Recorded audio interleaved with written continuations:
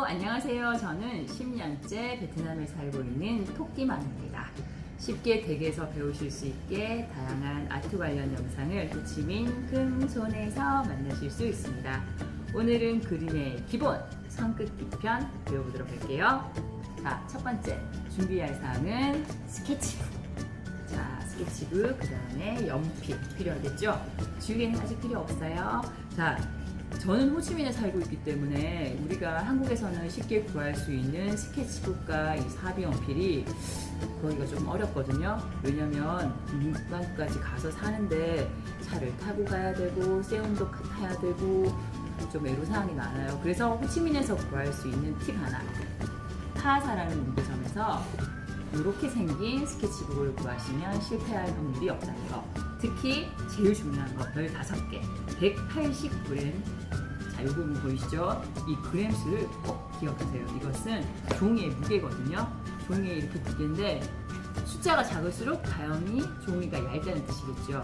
하지만 호치민에서 제가 본 바로는 호치민 브랜드 중에서는 요 회사 제품이 그나마 쓸만하다는 거.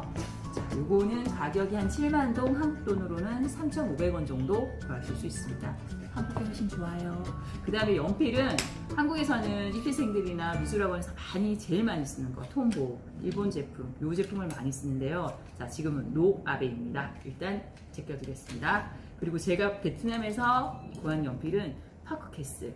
제가 요 제품은 한 10,000동, 20,000동이니까 한국 돈으로 1,000원, 톰보 가격과 비슷해요. 자, 요거를 사용하도록 하겠습니다.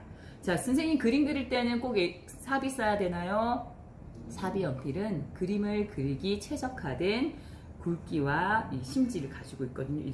보면 그리다 보면 진하게 그릴 때도 있고 연하게 그릴 때도 있는데 조절이 잘 돼요. 가장 그림 그리기 좋은 연필이 사비 연필이고요. 자, 여기 보면 6B가 있죠. 숫자가 커질수록 매우 부드러워요. 심이 부드러우니까, 부드럽다는 말은 말 그대로 진하기도 하지만은 그만큼 무르니까 잘 부러진다는 얘기죠. 그래서 처음 그림 그릴 때는, 그리고 일반적으로는 사비를 많이 쓰시면 됩니다. 물론 그리고 연필이 점점 작아지잖아요. 연필도 비싼데 선생님 맨날 긴 거 어떻게 써요? 이렇게 자꾸 그려야 되나요? 하시는데 문구점, 자, 여기도 베트남에서는 아쉽게도 못 구했어요. 우리 옛날에 많이 했죠. 연필 짧아지면 볼펜 깍지 끼우듯이. 미술 화구점 가시면, 화방 가시면 1,000원에 이런 제품 구입 가능하십니다. 그래서 뒤에 연필을 끼워주시면 이렇게 길게 연장이 가능하다는 거. 이거는 연필 다 쓰실 때 다음에 한번 구입해서 사용하시면 오랫동안 사용할 수 있습니다. 자, 일단 자, 연필과 스케치북이 준비되셨으면 일단 한번 들어가 볼까요? 자, 근데 엄마들 집에 이거 스케치북하고도 이거 사러 가야 되나? 그럼 난 사러 가서 내일부터 시작해야지 하시는 마음들이 분명히 계실 거예요. 그러시지 마시고, 자, 저처럼 딸아이가 락스했던 종이도 괜찮고요. 집에 노는 애들 연필, 색연필 다 있잖아요. 그런 거 먼저 사용하셔도 됩니다. 한다는 의지만 있다면 어디서든 할 수 있는 게 바로 그림입니다. 자, 종이 준비하시고요. 오늘은 선긋기, 가로, 세로, 사선긋기 할 것입니다. 연필은 잡는 방법 따로 있나요? 하시는데 보통은 이렇게 화가들, 보통 입시생들 많이 그리죠. 그림 그리시는 분들, 좀 그렸다는 분들은 연필을 이렇게 잡으십니다. 하지만 우린 책상에서 이렇게 틈날 때마다 할 거니까 편하게 잡으시면 된다는 거. 가장 자기가 편한 자세. 그 다음에 너무 심지 앞으로는 잡지 마시라는 거. 그러면 제 손에 이 심이 가려서 내가 뭘 그리고 있는지 볼 수가 없어요. 그죠? 그러니까 연필은 자기가 깎은 데보다 조금 더 위쪽을 잡아주시면 된다는 거. 그리고 미술 연필은 선생님 왜 저래 심이 부서지게 이렇게 길게 깎나요? 하시는데 빨리 따라요. 이게 삽이다 보니까. 그래서 조금 깎고 또 얇아지고 하니까 조금 길게 깎아 놓긴 했는데, 그리고 깎을 때 심을 뾰족하게 가는 분이 계세요. 그렇다면 금방 똑 부러지겠죠? 그래서 사비 연필은 굳이 안 가셔도 됩니다. 보면 이렇게 각이 되어 있죠. 각이 되어 있는 이유가 뭘까요? 돌려가면서 쓰실 수 있다는 겁니다. 그러면 미세하지만은 한쪽 면이 깎이고, 그 다음 돌려서 쓰면 한쪽 면이 깎이고, 이렇게 하면 가는 선, 굵은 선 다 그을 수 있습니다. 장비가 없어서 못한다는 말은 이제 하시면 안 됩니다. 어떤 거든 다 응용해서 가능하십니다. 자, 저는 지금 종이와 연필 준비했습니다. 자, 그 다음에 한 가지 더 팁. 호치민에 사시는 맘들이 혹시 보실까봐요. 이 종이는 두께가 두껍긴 한데 사실 돌가루가 많이 섞여 있어요. 한국의 제품은 나무 재질이 많이 있지만은 여기는 품질이 그렇다 보니까 돌가루가 많이 섞여 있어서 간혹 저희 학원의 아이들도 이렇게 손이 베이기도 해요. 그래서 여기 좀 조심해 주셔야 된다는 거. 자, 연필 잡으시고요. 선 긋기 시작하겠습니다. 가로선. 자, 선생님 이게 뭐예요? 그냥 긋는 거잖아요. 이거 뭘 배워요? 자, 다릅니다. 다시 보세요. 자, 지금 영상 보시고, 자, 제가 지금 하는 행동 다르죠? 어떨까요? 자, 처음에 선을 그으실 때는 날아가면 안 됩니다. 몸을, 중심을 축을 세우시고, 팔을, 손목을 까딱까딱 해서 하는 게 아니라 전체로 움직여 주셔야 됩니다. 아동 발달상에 보면, 아동이 발달하는 걸 보면 유아들이 먼저 대근육을 먼저 쓰잖아요. 대근육을 쓰고 시간이 지나면서 소근육을 사용하듯이 그림 그릴 때도 마찬가지입니다. 먼저 전체 근육을 써주세요.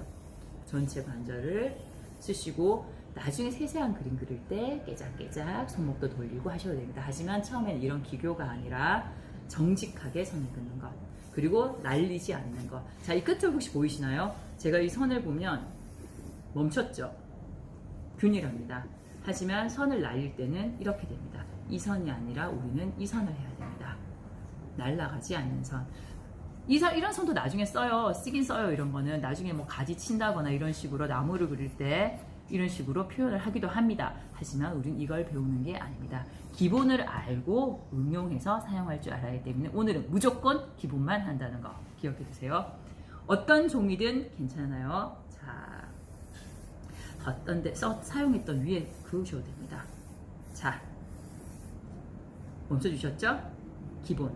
자, 가로선을 다 했다면 세로선 해주십시오. 새로운 장 펼치지 않으셔도 됩니다. 그 위에 겹쳐서 해주세요. 똑같죠? 이렇게 하면 된다 했습니까? 안 된다 했습니까? 이거 안 돼요. 이거 절대 안 돼요. 이거 천천히 천천히 천천히. 사실 전 지금 말하면서 하고 있는데 말하지 마세요. 숨 쉬면서도 선이 흐트러질 수 있으니까요. 천천히. 선생님 나 그리다 보니까 폭이 이렇게 되는데요. 괜찮아요. 사이에 그으면 되는 거죠. 안 되는 게 어디 있습니까? 응용해서 하면 됩니다. 그죠? 세로선 다 그으셨다. 사선 그어주십시오. 밑에서 위로 날리는 거 안 됩니다. 지금은 위에서 아래로 멈춰서 그려주세요. 자, 이거 안 된다고 제가 말씀드렸습니다. 위에서 아래로 요렇게. 자, 이쪽 사선 다 했다. 이제 반대편 사선 하시면 됩니다. 자, 똑같죠? 날리지 않고 차분하게.